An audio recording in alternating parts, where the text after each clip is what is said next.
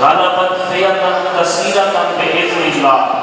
جب یہ آیت نازل ہوئی نا، صحابہ کرام علیہ رضوان کو فرمایا اے صحابہ یہ اللہ کا فرمان ہے، ہمیشہ تھوڑے لوگ زیادہ لوگوں پر غالب آ جاتے ہیں، تھوڑے لوگ زیادہ پر میں آگے عرض کر رہا ہوں، بے شک تھوڑے ہیں جو غالب آنے والے ہیں، تھوڑے ہوں مگر ذوق والے ہیں، تھوڑے ہوں مگر محبت والے ہیں، تھوڑے ہوں مگر شوق والے ہوں، جذبے والے ہوں۔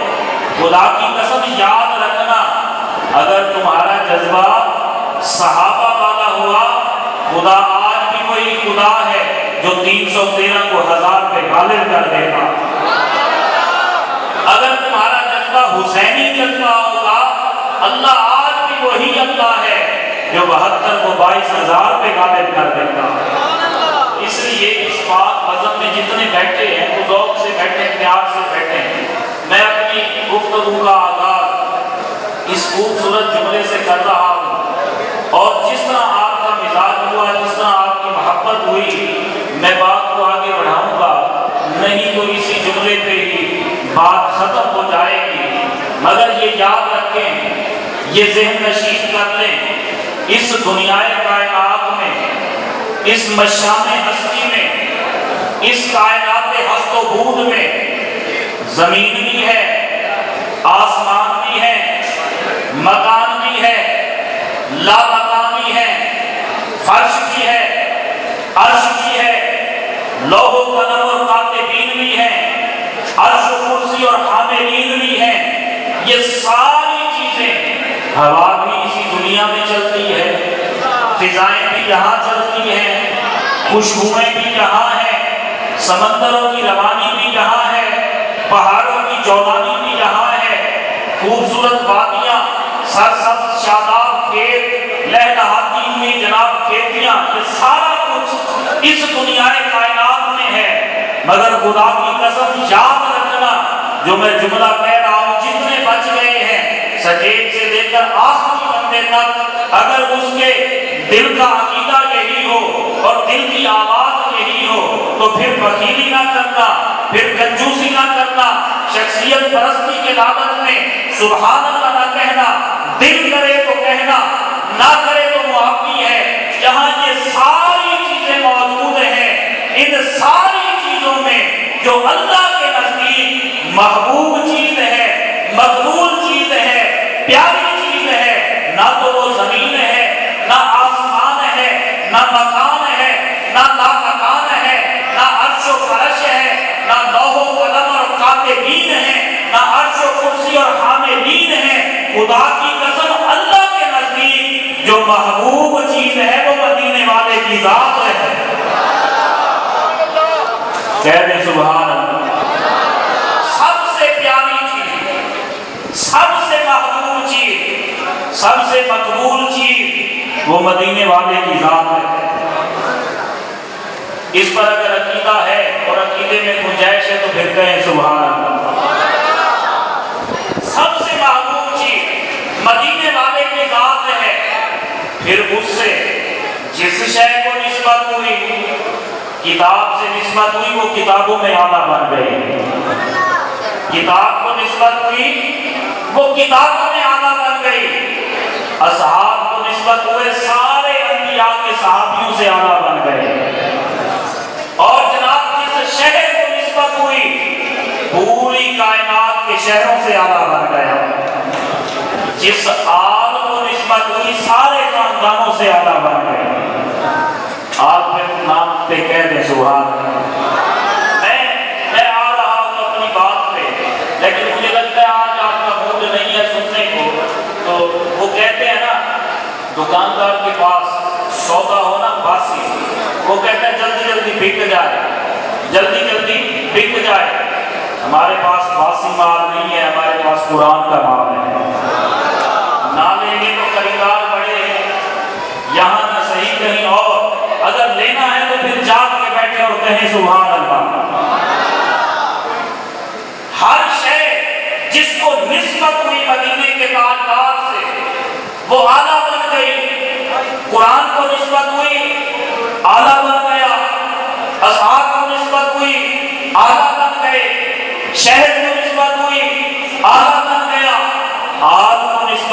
وہ بھی آلہ بن گئے۔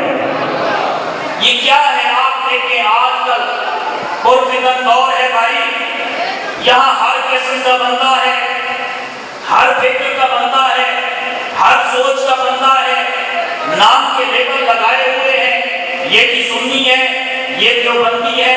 میں فرقہ واریت سے بالا تر ہو کر بات کر رہا ہوں، ہم سارے ہی آدمی سازش کا حصہ بن کے ایک دوسرے کو آپس میں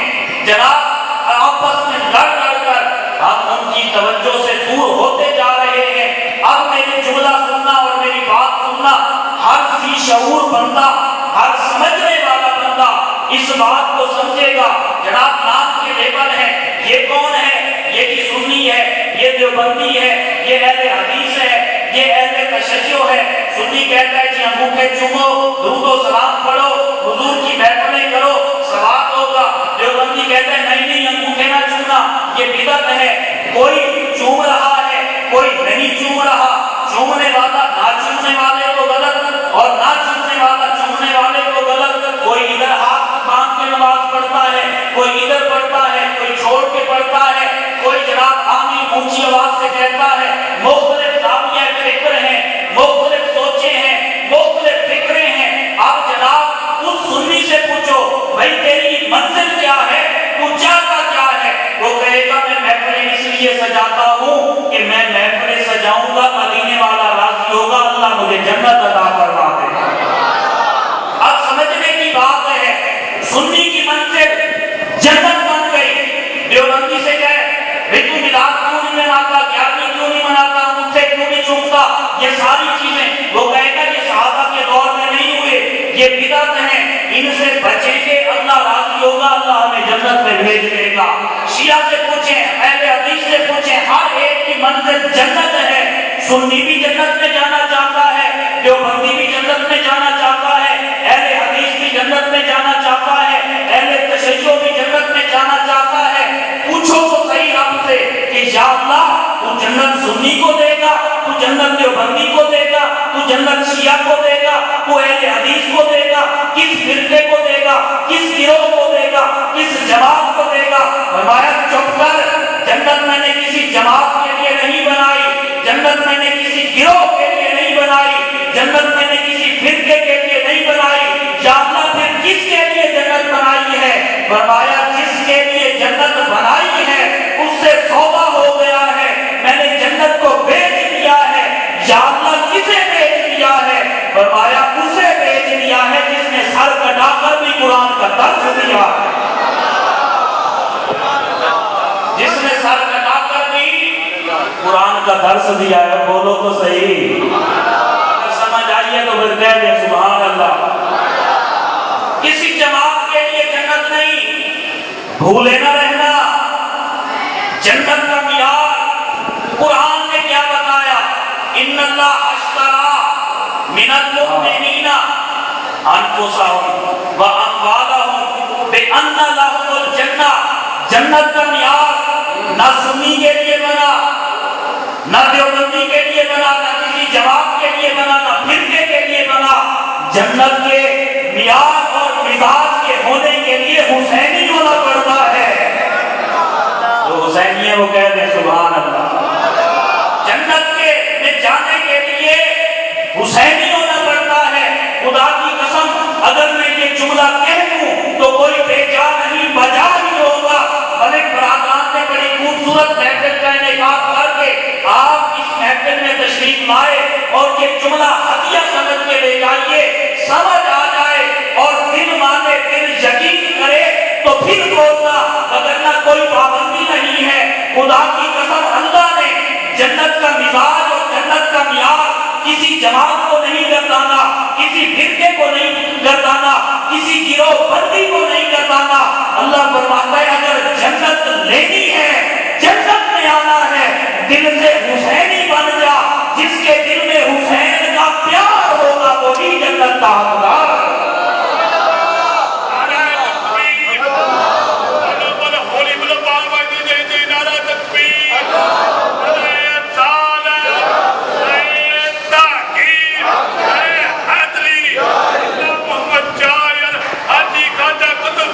حق علی ایک وضاحت فرماتے ہیں ہماری رہنمائی فرماتے ہیں کہ جو سرکار حسین سے محبت کرنے والے ہوں گے کیا وہ پھر جب اکٹھے ہوں گے تو وہ ایک جماعت نہیں ہوں گے؟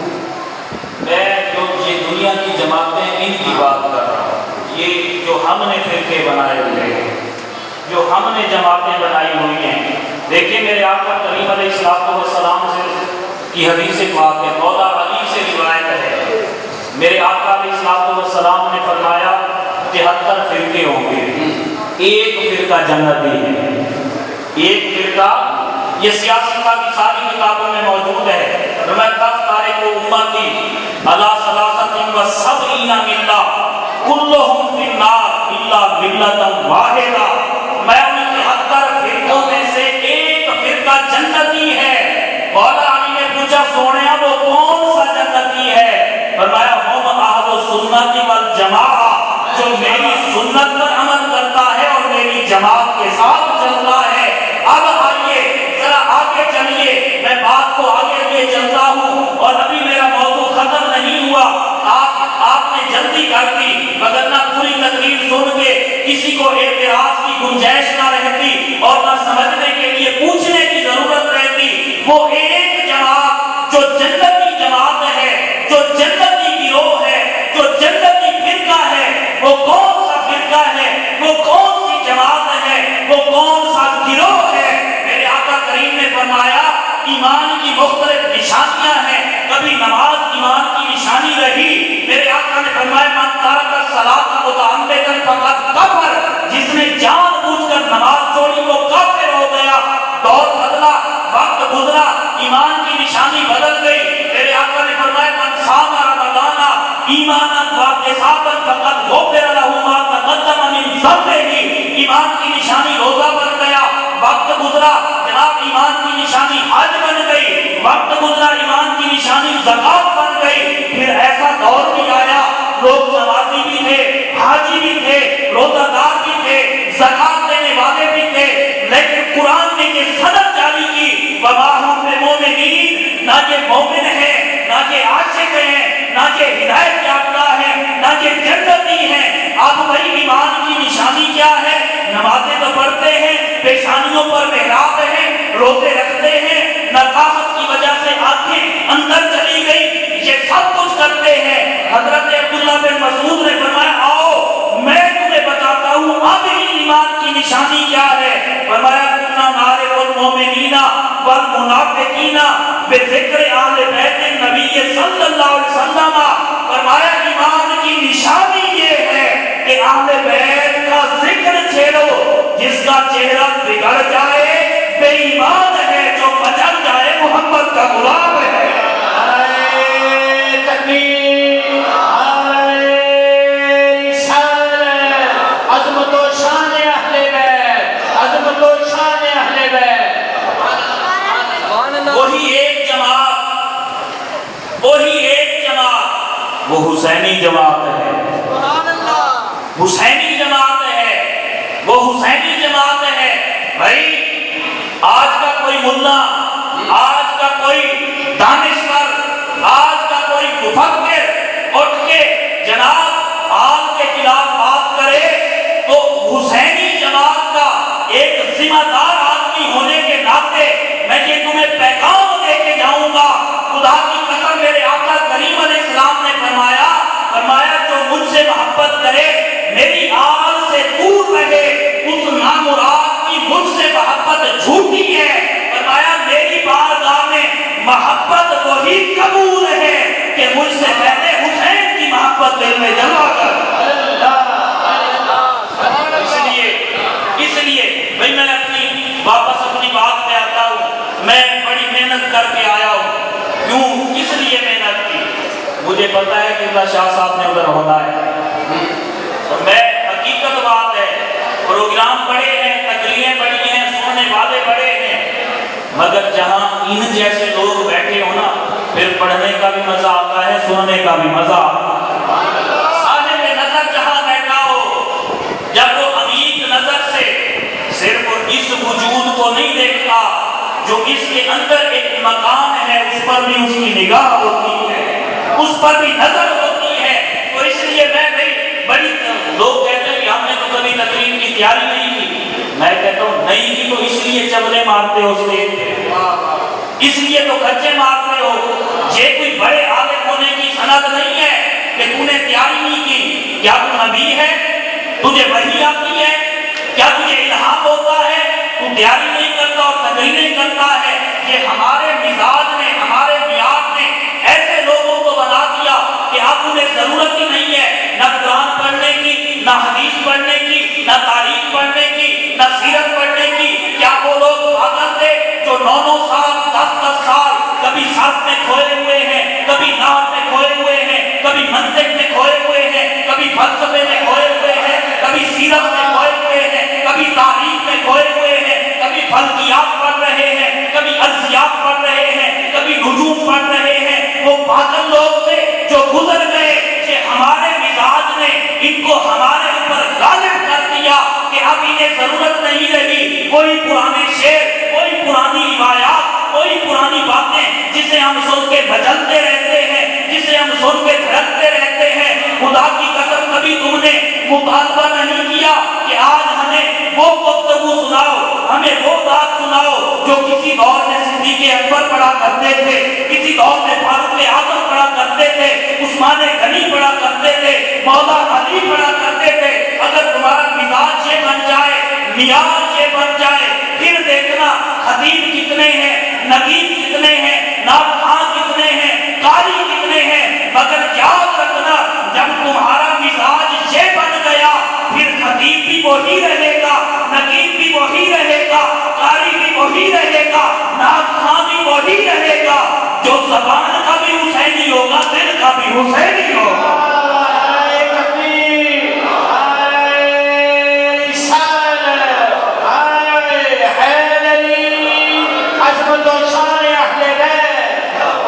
حسینی بنو، حسینی مزاج رکھو، حسینی فکر رکھو۔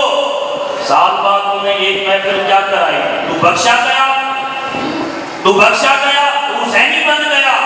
حسینی بننے کے لیے سولیوں پہ چڑھنا پڑتا ہے، حسینی بننے کے لیے بچے کہانے پڑتے ہیں، حسینی بننے کے لیے کربلا جانا پڑتا ہے، مدینہ چھوڑنا پڑتا ہے۔ حسینی بنو، حسینی بنو۔ آج دیکھیں کوئی بھی بندہ یہ نہیں کہتا کہ میرا بیٹا مولوی بن جائے، میرا بیٹا عالم دین بن جائے۔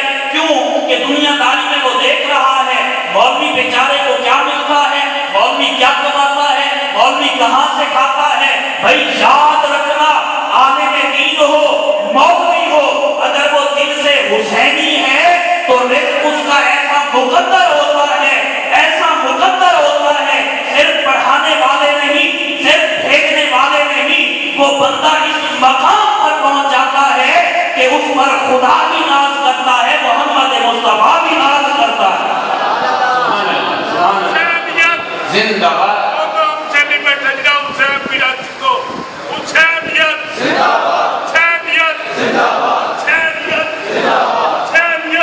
ہمارے حلقے کو حسینیت، حسینیت۔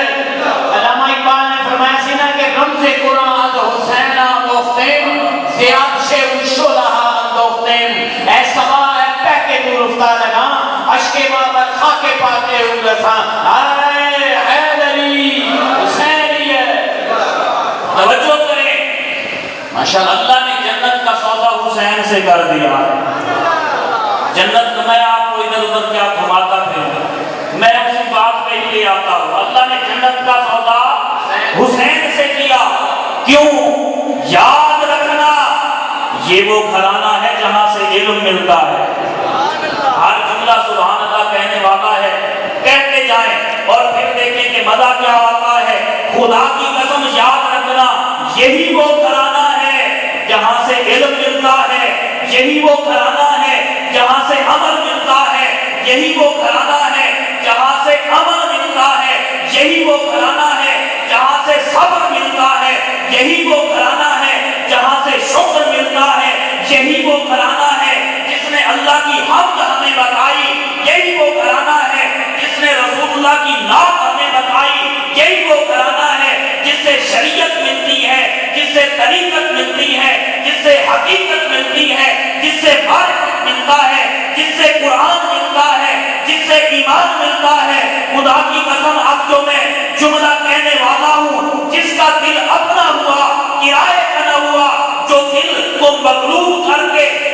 مدینے والے دل پر کا قبضہ کرا کے اس محفل میں بیٹھا ہے، اس مجلس میں بیٹھا ہے، وہ اپنے دل کو تڑپتا مچلتا دھڑکتا پائے گا۔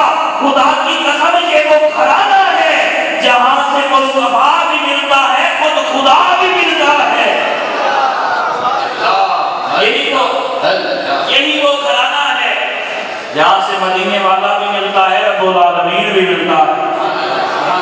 جب آپ دیکھیں نا 26 تاریخ ہے رجب کی، اور حسین پاک بیٹھے مدینہ میں۔ جو لوگ توجہ سے سن رہے ہیں نا یہ مضمون سنیں گے، میں دعوے سے کہہ رہا ہوں کہ وہ مجھے دعائیں دیں گے، دعائیں دیں گے۔ بھائی مولوی نے کوئی مضمون سنایا تھا، 26 تاریخ ہے، حسین پاک کے پاس ایک خط آ گیا، لیٹر آ گیا حسین پاک کے پاس۔ کس کی طرف سے؟ حاکم شام کی طرف سے، یزید کی طرف سے خط آ گیا۔ ولید نامی شخص حسین پاک کی بارگاہ میں وہ لیٹر لے کے آیا، تو آپ نے فرمایا اسے پڑھو کیا لکھا ہے اس میں۔ اس نے خط کھولا، پڑھا اور کہا کہ یزید کہہ رہا ہے اے حسین میری بیعت کر لو یا جنگ کے لیے تیار ہو جاؤ، میری بیعت کر لو یا جنگ کے لیے تیار ہو جاؤ۔ حسین پاک فوراً کھڑے ہوئے، کہا اب جملہ سننا توجہ سے، سر کے کانوں سے نہیں، دل کے کانوں سے۔ حسین کا ایک جملہ دیکھنا تمہیں کہاں کہاں لے جاتا ہے۔ کہا ولید لکھ دے یزید کو، مجھ جیسا تجھ جیسے کی کیسے بیعت کر سکتا ہے۔ یہ نہیں کہا کہ میں تیری بیعت نہیں کرتا، فرمایا مجھ جیسا تجھ جیسے کی کیسے بیعت کر سکتا ہے۔ تجھے آج بڑی چڑھی ہوئی ہے، تو آج یزید کی وکالت کر، آج پورے دن کا مسلمان بن اور سامنے آ۔ تو یزید کا کردار پڑھ، ہم حسین کا کردار پڑھتے ہیں۔ تو یزید کی شان کھول، ہم حسین کی شان حیات تجھے پڑھ پڑھ کے دکھاتے ہیں، پھر تجھے سمجھ لگے گی یزیدی کون ہے، حسینی کون ہے۔ اب حسین کے ایک جملے کی گہرائی میں تمہیں درجہ بدرجہ لے کے جاؤں گا کہ حسین کے اس جملے کا مفہوم کیا ہے۔ فرمایا ولید لکھ دے مجھ جیسا تجھ جیسے کی بیعت نہیں کر سکتا۔ اس نے کہا جناب میں یہ نہ لکھ دوں کہ وہ بیعت نہیں کرتے۔ فرمایا نہیں نہیں، یہ جملہ لکھ، مجھ جیسا تجھ جیسے کی بیعت نہیں کر سکتا۔ اس نے کہا جناب اس میں کیا کوئی بڑی بات ہے۔ فرمایا سمجھنے والے سمجھیں گے کہ میں یزید کو یہ نہیں کہہ رہا میں تیری بیعت نہیں کرتا، مجھ جیسا میں برینڈ ہوں، میں شخصیت ہوں، میں نامور ہوں، یزید مجھ سے بیعت طلب کرتا ہے تو آئے، پہلے میرے بابے جیسا بابا لے کر آئے، میری ماں جیسی ماں لے کر آئے، میرے نانے جیسا نانا لے کر آئے، میرے دادے جیسا دادا لے کر آئے۔ کیا یزید کے گھر میں قرآن نازل ہوا؟ کیا یزید پر اللہ اور اللہ کے فرشتے درود بھیجتے ہیں؟ فرمایا لکھ دے میں تجھ جیسے کی بیعت نہیں کرنی اور جنگ کے لیے تیار ہوں۔ تو اپنے لاکھوں لے کر آ، تو اپنے ہزاروں لے کر آ، میں 72 لے کر آؤں گا۔ تو تیروں کے ساتھ آ، تو تلواروں کے ساتھ آ، تو نیزوں کے ساتھ آ، تو بھالوں کے ساتھ آ، میں قرآن کی آواز کے ساتھ آؤں گا، میں سورہ یاسین کے ساتھ آؤں گا، میں اصغر کے ساتھ آؤں گا، میں اکبر کے ساتھ آؤں گا، میں عباس کے ساتھ آؤں گا، میں زینب کے ساتھ آؤں گا، میں امیر قاسم کے ساتھ آؤں گا۔ اس لیے کہ حسین نے قیامت تک آنے والے ہر حلالی کے لیے، ہر مومن کے لیے یہ پیغام دے دیا کہ کہا قیامت تک آنے والا اسی عقیدے پر قائم ہو جائے، یزید مردہ باد ہے، حسین زندہ باد ہے۔ سبحان اللہ سبحان اللہ۔ حسینیت حسینیت حسینیت۔ سبحان اللہ سبحان اللہ۔ یار دیکھیں مجھے یقین ہو گیا آپ بڑے مزے سے سن رہے ہیں، مزے سے سن رہے ہیں۔ وقت وہ نماز کا، توجہ کیجئے گا، وقت ہے نماز کا۔ حضرت صاحب اذان دے کے مصلی پہ بیٹھ گئے، یہ کہیں اللہ اکبر، اقامت ہوگی، جماعت کھڑی ہوگی، اور کوئی بندہ وہاں جماعت میں شامل نہ ہو تسبیح پڑھتا رہے، اسے ثواب ہوگا؟ بولے نا بھائی، جن کی زبان اپنی ہے وہ تو بول لینا، اسے ثواب ہوگا۔ تسبیح پڑھنا کوئی منع تو نہیں ہے، باعث ثواب ہے، باعث رحمت ہے، باعث خیر ہے۔ کیوں؟ وقت نماز کا ہے، رمضان کا مہینہ ہو، ایک بندے نے ایک روزہ بھی نہیں رکھا، پورا 7 روزے رکھتا رہے، ثواب ہوگا۔ جو وقت کا چکا دیا، حسینیوں آج وقت ہے بولنے کا، آج وقت ہے بولنے کا، آج لے ان کی بنا، آج مدد مانگ ان سے، پھر نہ مانے کہ قیامت میں اگر مان گیا۔ آج وقت ہے، خدا کی قسم حسین کے لیے جو ہاتھ اٹھاتا ہے، جو زبان ہلاتا ہے، میں قرآن پڑھ کے دلیل دے کے سمجھا کے نہ جاؤں تو میری بات پہ عمل نہ کرنا۔ رب قرآن میں کہتا ہے اليوم نختم علی افواہہم وتکلمنا ایدیہم وتشہد ارجلہم بما کانوا یکسبون۔ سورہ یاسین شریف کی آیت مبارکہ ہے جس کو صبح صبح ہمارے بزرگان دین پڑھا کرتے تھے، جس کے وظیفے بھی بڑے، جس کے عمل بھی بڑے۔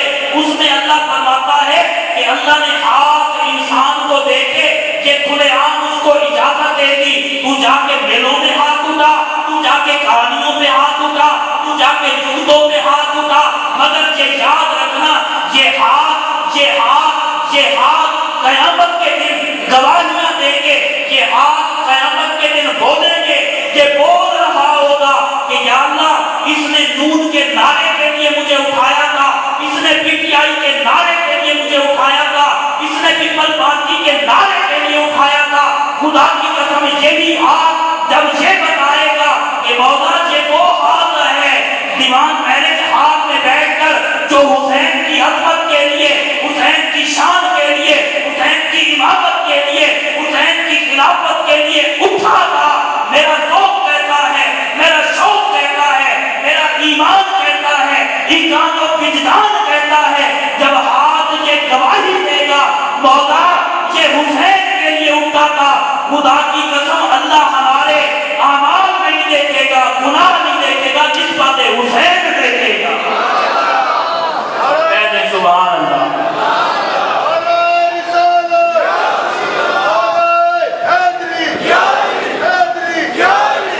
اچھا اب مجھے جملے تو آتی نہیں، اسٹیج پہ ایسی باتیں کرنا بھی غیر مناسب، میں کہوں کہ جو رن مرید ہے وہ نہ بولے باقی بولے، ایسی باتیں تو اسٹیج پر زیبا ہی نہیں ہے، مگر ہمارا مزاج ہے ہم سمجھے۔ میرے آقا کریم نے فرمایا تھا، مشکات شریف کی حدیث ہے، میرے آقا نے فرمایا تھا قرب قیامت میرے منبر پہ بندر ناچیں گے، بندر ناچیں گے منبر پہ، اور وہ ناچ رہے ہیں، کوئی منبر پہ چل رہا ہے، کوئی کیا ڈرامے بازیاں کر رہا ہے، کوئی کیا رنگ رنگیلیاں کر رہا ہے، یہ سب کچھ ہو رہا ہے، مگر یاد رکھنا ان سے فائدہ نہیں ہے، یہ چیزیں مسلمات میں سے نہیں ہیں۔ مسلمات میں اگر جانا چاہتے ہو اور اس زندگی کو جنت بنانا چاہتے ہو تو پھر اس جنتی سردار، اس جنت کے مالک، اس جنت کے قاسم جو حسین پاک ہے، اس کے مزاج میں، اس کے رنگ میں اپنے آپ کو رنگ دو، تمہاری یہ دنیا بھی جنت بن جائے گی، قبر و حشر بھی جنت بن جائے گی۔ لبیک یا حسین، لبیک لبیک لبیک یا حسین، لبیک لبیک، ہاتھوں کو بلند کر کے آپ اس نعرے میں شامل ہو جائیں، لبیک لبیک لبیک یا حسین، لبیک لبیک لبیک یا حسین۔ حسین تیری شہادت پہ ناز ہے سب کو کہ کربلا میں تیرا عظم مات کھا نہ سکا، کیا تھا تو نے فروزہ جو حری